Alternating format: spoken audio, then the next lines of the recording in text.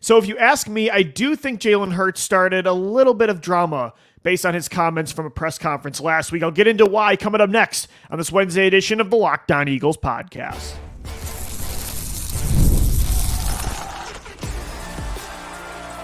You are Locked On Eagles, your daily Philadelphia Eagles podcast.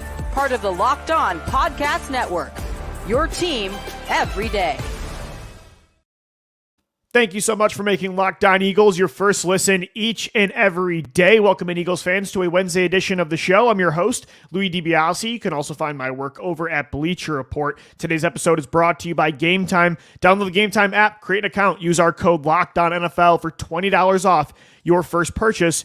Terms, as always, do apply. We appreciate you joining us in this Wednesday edition of the show. We're in the dead zone of the offseason. OTAs are over. We've got training camp coming up in a month. You can check out Monday. Gino and I went through our post-OTAs 53-man roster predictions, so that was fun. I think a lot of players helped their stock at the NovaCare Complex during mandatory OTAs, which is different than the last few years under Nick Sirianni. But overall, I think it was a good month, and the vibes are high with the Eagles down in South Philly heading into the 2024 season with a lot of expectations and a lot of pressure still riding on this team. So yeah, the vibes are high, and that's what Gino and I even said on the podcast last week based on Nick Sirianni's comments about him and Jalen Hurts meeting pretty much on the weekly, discussing things like culture, like how they want this team's voice to sound in the locker room this year after a massive collapse last year really showed some, infrastructure cracks within the foundation of this culture. And so I think the quarterback and head coach, of course,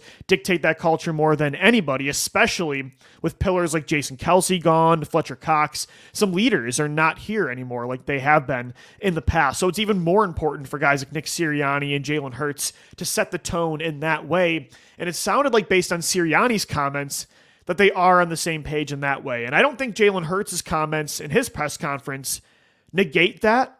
But I will say, after, hearing Sirianni's press conference, I thought one thing about this relationship between Hurts and Sirianni. And then I listened to Jalen's press conference, and it definitely stirred some things up. And it probably was not intentional, because Jalen Hurts is just naturally stoic. He doesn't like to give the media quote-unquote rat poison. He doesn't really like to help you with your questions. He's not very media friendly, and I have no issue with that whatsoever, especially in a market like Philadelphia, where if you ask AJ Brown, they can twist things sometimes out of nothing, even if you don't make a single comment that alludes to some sort of drama. So I don't think Jalen was intentional in this way. I don't think he was trying to disrespect Nick Sirianni or dodge hyping him up at all. But when he did speak last week, and after I watched that press conference after the show we did, it definitely did stir some things up, and people are talking about it right now. Of course, it's the dead zone, so there's little things to talk about. I'm sure that's part of it for sports radio stations and big media platforms to run with. But if people don't know what I'm talking about, I'll add some context here. So Jalen last week during his press conference, he was asked about Nick Sirianni, they were pretty much saying, what does it say about Nick, the selflessness? I think that's the angle they wanted out of this question. But they were like, what does it say about Nick Sirianni that he has stepped aside? You mentioned the offense is 95% new with Kellen Moore as the new offensive coordinator. Nick's been running the offense. What does it say about him as a leader that he was willing to embrace this change? And Jalen said, he did say it's a great question, but then said he doesn't know. He almost acted like he was stumped, and he avoided that part of the question entirely, and then made a comment about Nick Sirianni's messaging, how it's been consistent. But even that, he didn't say he's sending a great message to the team. He was asked directly about the offense and Sirianni's role in it from the past compared to now, since Jalen's been with him since he became head coach in 2021. And Jalen just completely dodged that. And again, I think that's just Jalen Hurts being Jalen Hurts. You guys know I'm not Mr. Spin. I was after the media for the trade rumors they basically pulled out of thin air about AJ Brown, who, outside of not showing up for a few press conferences, did nothing to allude or to hint at wanting out of Philadelphia. And the Eagles did nothing to show that there might be a trade in the works. It was extremely out of proportion. Even considering the comments when AJ did speak, he defended Nick Sirianni, he would defend Jalen Hurts, he would say his sideline, issue against Minnesota was not about targets. that was pulled out of nowhere. So you guys know I'm not trying to spin this in any way. Again, I think it was Jalen just being stoic and being his natural personality. I don't think that him and Sirianni are at a disconnect again.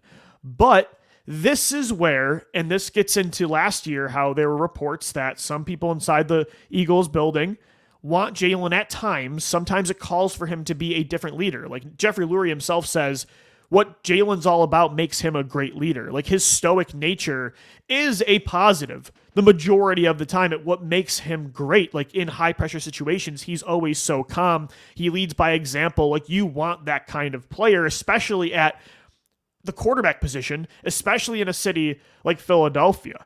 But there are times where, like last year, when everything is collapsing around you and everybody's losing confidence, you need your quarterback, your leader, who's getting paid over $200 million, to be different. Like you need him to be a little more vocal. And at times, Jalen even said this at his end of the year press conference. There's times where this team needs different versions of me. And that's something I think he learned last year. But I think in that press conference, that was another example where that was a moment where they needed a different version of you. And I'm not saying he had to go on this giant rant about how selfless Nick Sirianni is and how this is going to work out perfectly and how he's the best coach he's ever had. Like, that's just not in Jalen's nature to be that kind of hype man for anybody. He's not going to do that for A.J. Brown, for Nick Sirianni. Hell, he's not going to do it for his boy Nick Saban back in Alabama. But he could have just said something positive about Nick, or just comment on the question about the offense and his role in the offense, like the relationship between him, Sirianni, and Kellen Moore, to avoid this. Like, that's when the stoic nature wasn't needed. Like, Jalen's a smart guy. Like, he's stoic, but he also is smart, and he knows how things are going to get spun. He's very calculated in the words that he chooses to use. Maybe he doesn't care at all if the media spins things because he doesn't listen to the outside noise. He doesn't take the rat poison, so maybe he just doesn't give a crap what happens. So in that way, he'll say what he wants to say. But to dodge that question, especially in Philly, especially considering last year there was a disconnect between you and your head coach from a schematic standpoint, Jalen was not happy with the way the offense was running under Sirianni and Brian Johnson. We all read that Tim McManus story on ESPN. Like, there was a clear disconnect. When you add all of that together, that's when you make a comment in a positive way if you want to try and avoid this. So again, this is how he normally always answers, but I just don't get the logic behind almost acting stumped. Like, it was a pretty basic question. Like, just say something positive about him.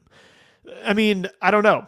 Maybe, again, that's truly how he feels, is that, because again, what it sounded like by not answering, the answer that we all interpret that as is it felt like he's saying it's a good thing that Sirianni isn't part of the offense anymore, and he didn't really want to say that. Like, that's what some people could spin that as when you don't give any comments at all, which, by the way, I agree with. I think it's good that Nick Sirianni's not a part of this offense as much as he has been.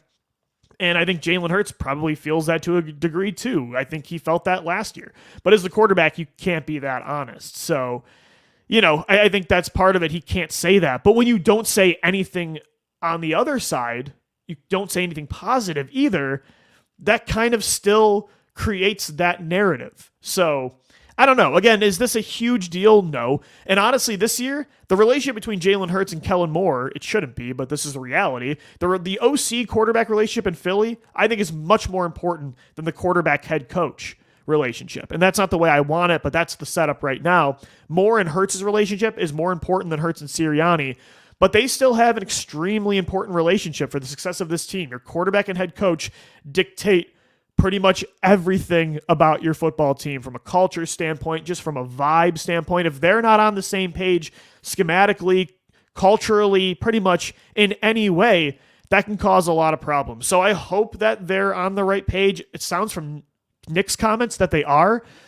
So again, this probably all just could have been avoided, and I think maybe it's all taken out of context. It probably is, considering it's Jalen Hurts we're talking about, talking to the media. But at the same time, I think it could have been avoided. And as a quarterback, as a leader of this team, I just wish Jalen would have just avoided this in general so we don't have to hear about it. And so I don't have to talk about it. And so the other, clickbait media don't have to now create narratives. I'm not saying there's other platforms that are talking about this and saying Jalen Hurts and Nick Sirianni probably are still at a rift. I'm not saying that. My issue with this story is that it's a story at all. And Jalen isn't the only reason for that. The media, again, will take things and run with it no matter what. But it could have been avoided by just saying something nice about your head coach. I mean, I don't know. Maybe, again, he doesn't care, but that's my stance on it. Hope you were able to follow along with that. All right, guys, coming up next right here on the Locked On Eagles podcast, got some more thoughts about the cornerback battle. There's so many guys battling right now for a job, but is anybody battling for a starting job? Is there any job available in 2024, or are they all battling for a long-term spot? We'll get into that coming up next right here on Locked On Eagles. Today's episode of the Locked On Eagles podcast is brought to you by Game Time. Game Time makes getting tickets to the NBA Finals and more even faster and easier. Prices on the Game Time app actually go down the closer it gets to tip-off. With killer last-minute deals, all-in prices, views from your seat, and their lowest price guarantee, Game Time takes the guesswork out of buying NBA tickets. But not just the NBA. The NFL schedule is out. I'm going to New Orleans to watch the Eagles and the Saints. I'm getting those tickets through Game Time. I'm going to Eagles-Panthers in December at Lincoln Financial Field. Got that through Game Time as well, where you can save up to 60% buying last-minute tickets for sports, concerts, comedy, theater, and more. Plus, you can make sure you get a great view on top of those great prices. Get a panoramic view of your seat in the app before you buy. Take the guesswork out of buying tickets through Game Time. Download the Game Time app, create an account, use our code LOCKEDONNFL for $20 off your first purchase. Terms do apply. Again, create an account, redeem that code LOCKEDONNFL. You'll get $20 off your first purchase of tickets. Download Game Time today. Last minute tickets, lowest price, guaranteed. Thank you so much for making Locked On Eagles your first listen each and every day. Guys, you watching Fox Sports or ESPN on your TV all day? Got to turn down the volume with all the shouting? Well, make the switch to Locked On Sports today. It's a free 24/7 sports streaming channel programmed for you every day to bring you the biggest stories without all the screaming. Locked On Sports today brings you can't-miss analysis, opinions, news, streaming 24/7 on YouTube or the free Amazon Fire TV channels app. Part of the Locked On Podcast Network, your team every day. The biggest takeaway I had at OTAs for the Eagles was that the cornerback battle is fierce. There are so many young, promising players that could be part of this future secondary, and that I haven't felt that way in a long time. I haven't felt that way since, I would say, after the 2018 offseason, where you had Rasul Douglas coming off a good finish to a playoff run. Same with Avonte Maddox and Cravon LeBlanc. We were hoping still that if Sidney Jones can stay healthy, he can be one of the outside corners of the future. You still had Ronald Darby and Jalen Mills on the roster. You had a lot of talent. I was extremely excited about that group. We know now that none of them worked out to a degree, except for Rasul Douglas on other teams, but I digress. I feel that way again this year, and I think it's even more justified that a lot of these guys are going to pan out, right? Cooper DeJean, Quinyon Mitchell, Kelee Ringo, Isaiah Rodgers, Eli Ricks. I mean, it's a really good group. Even at the bottom, there's some really good special teamers like Josh Jobe, and you got Zach McPherson, and even Tyler Hall has some experience with the Raiders playing in the slot. And I didn't even mention you got Avonte Maddox still. You've got Darius Slay. You still have James Bradbury on this roster. It's a massive battle royale. But I thought about this the other day because I think it was Show Kapadia was on a radio show talking about Kelee Ringo and how he looked like the best corner on the field throughout OTAs, and how Vic Fangio, you shouldn't just hand the job to Quinyon Mitchell opposite Darius Slay. And I thought about that. I'm like, would Vic Fangio start a Kelee Ringo over Mitchell? If just based on performance, he's the best corner for the job. Would he start Bradbury still? Or if Isaiah Rodgers wins the job, or an Eli Ricks, do any of these guys really have a chance to start on the boundary this year? Or is it more you're fighting for the starting job in 2025 when I think inevitably Darius Slay does likely move on? Is Kelee Ringo, does he have a chance to start on the boundary this year at either spot? Does Isaiah Rodgers? Or are they all pretty much backups unless they shift to the slot? And is there even a job open in the slot? Because Cooper DeJean right now, he's getting a lot of reps there, and he looks pretty damn good. And you have Avonte Maddox. I honestly, it's a really big, fun battle to watch this year, but I don't think these guys are battling for a starting job. I think it's pretty much set in stone that Darius Slay is going to start on one side of the ball, and Quinyon Mitchell is going to start on the other.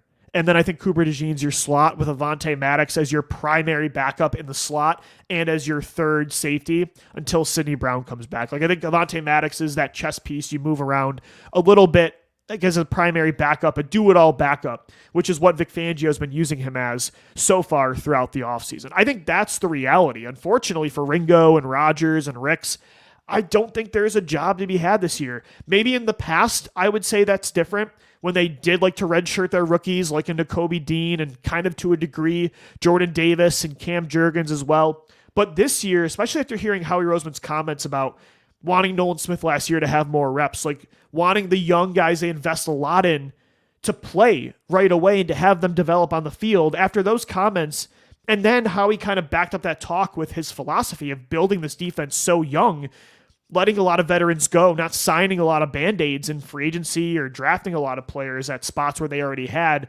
top picks, that those actions also say that, hey, we want our young top picks to play. So I don't think that's going to be different at corner. I think Quinyon Mitchell, who I think is also going to end up being the best man for the job opposite Darius Slay, is your first round pick that you invested the first day one pick at corner in 15 years at. Like, that's Quinyon. He is absolutely, in my opinion, going to be one of the starters. And unless, and this idea did pop into my head this week because of how good the young players have been, unless they were to like say we're comfortable with Ringo and Rodgers and Ricks, so much so that we're going to not only get rid of James Bradbury, but we could trade Darius Slay as well. Unless a team comes to you and like offers you a really interesting pick, like a 3 or a 2 for Darius Slay. Unless they were to trade Slay, and I don't think that's likely the outcome because I think they want Darius to help develop Quinyon Mitchell and all these young players like Kelsey did for Jurgens, like Cox did for Carter and Davis. I think they want that, right? So I don't think Slay's going to get traded, and Darius is still a pretty good corner. He's not an all-pro anymore, but he's still a pretty damn good player, and they're trying to win this year. So I don't think they're going to trade away their CB1. That's the only way, though, I think one of these other kids start, because I don't think Quinyon's losing that boundary job. And I think Cooper DeJean is going to be the slot. I think your first and second round picks are going to start, and I think Darius Slay is going to be on the other side. So for me, look, it's not like Kelee Ringo is this random throwaway undrafted kid or a 7th round pick that they didn't invest a lot in. Like, no, they see a future with Kelee. They traded a future 3 to move up in last year's draft to get Ringo, and he looked good at the end of the season, and he looks like the best corner on the field so far throughout OTAs. Like, he does have a long-term role. I think he's a starter in 2025, but I don't think he can get a job in 2024 unless there's an injury. And I think the same goes for Isaiah Rodgers. I think it's set in stone that it's Mitchell, Slay, and it's DeJean at this position. Let me know what you think. Hit me up on Twitter at LockedOnBirds, at DiBiase, LOE. Coming up next, I've got some Haason Reddick thoughts. He continues to hold out from camp with the New York Jets as he wants a new contract. Does this change your thoughts at all about the Eagles-Jets trade for Haason? We'll get into that coming up next as we wrap up this Wednesday edition of Locked On Eagles. All right, so former Philadelphia Eagles pass rusher Haason Reddick continues to hold out of New York Jets mandatory OTAs, and Robert Saleh said it was not excused. We all know Haason Reddick wants a new contract. He has wanted one now for 2 years. Does this holdout change the way you think about the trade if you were pro keeping Haason Reddick like I was? So again, as you guys know on the show, I understood both sides. Like, I understood the logic of saying, hey, instead of paying Haason Reddick, $25+ million, instead of giving him a top 5 edge contract, which he absolutely deserves, by the way. Let me just start by saying Haason Reddick has every right to hold out. He has been one of the best players, a top 5 pass rusher in sack production over the last 4 to 5 years, where he has every right to hold out for that contract. I thought he had that right in Philadelphia. I think he still has that right in New York. So Reddick should not take a team-friendly deal like Philly wanted him to, like New York probably wants him to, especially considering last year he already played on a contract where he was severely underpaid. After his 2022 run, he should have absolutely held out for a big contract, but he played a whole nother season on a deal where he's making only $17 million. He's making what Bryce Huff's making now. He was like, the 13th highest paid edge rusher, despite being like top 4 in production over the last few years as one of the best clutch fourth quarter pass rushers, as one of the guys that every single year gets 10+ sacks. Like, he should have held out last year and he didn't. So Haason has every right to do what he's doing over in New York right now, for sure. And again, back to the trade. I understood. I wanted to keep him. I thought he was worth that contract. I don't want to lose an elite player in his prime at such an important position. But I got the logic of saying, hey, instead of paying Haason $30+ million, we can pay a lot of our young players on offense. We can get a guy like Huff at $16 million a year, a lot less, who is almost as efficient, not in the sack column, but pass rush. Again, when it comes to like getting to the quarterback, Bryce Huff is one of the most underrated players in football. We can kind of have we can have almost everything. We can have a bunch of good pass rushers. We can pay Bryce Huff. We can pay Josh Sweat a lot less money than Reddick's getting. We can give Nolan Smith an opportunity to live up to that first round value we placed on him. So we can get all that. We can get a second round pick for Reddick, and we can pay all of our players, young core players, the money we could have gave Haason instead of just paying Reddick. I get that logic. But I was still somebody that's pretty hesitant, like, to lose a player of that caliber who's so clutch and is so elite at a position that's so important. I wanted to keep him. Does this change my opinion, him holding out? No. Because, again, we all know that this was the issue in Philly as well. Because, again, Howie Roseman, this wasn't a running back that he got rid of. You know what I'm saying? Like, this wasn't a player at a position that the Eagles don't prioritize. Howie Roseman invests more in edge rushers than almost any position. It's quarterback, it's lineman, it's quarterback, it's offensive line, it's defensive line. Like, those are the top three pillars he invests more in than anything when it comes to top contracts and top draft picks. So we all know it was a money thing. It wasn't anything else. And the Eagles don't normally like to set the market at almost any position. They like to get it somewhat team friendly. They like to get in front of these deals early, and Haason wasn't going to budge. And again, he should not have. He had every right to not. Every player that's a star, like Devontae Smith, like, hell yeah, he's selfless for doing what he did and taking that contract. He's severely underpaid already, in my opinion. It's awesome that he did that for the Eagles. And from an Eagles perspective, they look great. Like, they're getting the team-friendly deals all the time. Howie Roseman looks like a genius. But the players have every right to not do that and try to maximize their value. So Haason has every right to do that. He was just not going to get that contract in Philadelphia unless he was like 25, 26 years old. He's 29 going on 30. Maybe the Howie Roseman from 2018 would have paid him. But this version of Howie wasn't going to do it. I would have did it. I would have been very comfortable with it, but Howie was not going to do that. We know that that was the situation, and that's why they traded him. I think this more so looks worse on the Jets' part, because the Jets should have knew that was the situation as well in Philly. And if they weren't willing to give him a contract immediately, like the Eagles were when they traded for A.J. Brown, like, they know, the Eagles knew that part of the issue in Tennessee was that the Titans didn't want to pay A.J. Brown what they were willing to pay him. The Eagles were willing to, so they were comfortable giving him a first-round pick, Tennessee that is, and they instantly gave A.J. Brown an extension. The New York Jets, if they were going to trade a second-round pick for Haason Reddick, they should have been willing to do the same, or else why do you make this trade? Because if you're not willing to pay him, you just gave up a second-round pick for a disgruntled star who's going to hold out now until you pay him. And are you not going to pay him the contract he's worth? If you weren't comfortable giving Haason a top edge contract, you should not have traded for him, because he's clearly not willing to budge.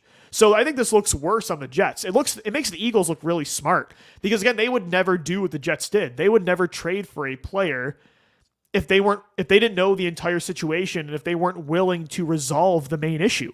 Howie Roseman would never give up a first or second round pick for a guy that he wasn't willing to pay if that player wanted a top contract and was not going to budge and wasn't going to take a team-friendly deal.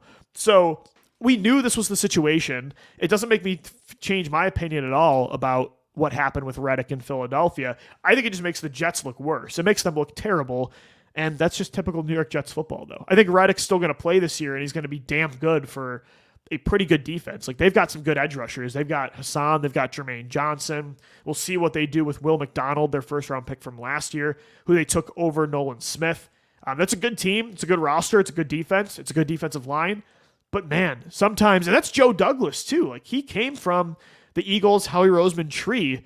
You would think he would know better with this situation, but maybe they're trying to work on a deal. Maybe they have something up their sleeve and, like, this is going to get resolved and this is just part of the business, but he didn't show up to mandatory OTAs. Like, that is not a good look. And that just, again, shows how Howie Roseman does business better than almost anybody in the NFL, because he would never throw himself into the situation the Jets are in with Reddick now, because he's smart and uses context and understands the entirety of every situation. He's very aggressive, but he's not just shooting from the hip, just throwing draft picks at any player just because of their name and production. Like, he overlooks the entire situation. If he was not willing to keep A.J. Brown long-term and pay him top money, he would have never traded a first-round pick for him. The Jets, they're operating at a different level, and not for the better of that team, for sure. But it makes the Eagles look good. Absolutely. All right, guys, that's going to do it for today's edition of the Locked On Eagles podcast. Thanks so much for making us your first listen each and every day. We will be back tomorrow and Friday as well, so subscribe on YouTube and all podcast platforms. As always, thanks so much for downloading, watching, and listening. And let's go, Birds. Fly, Eagles, fly.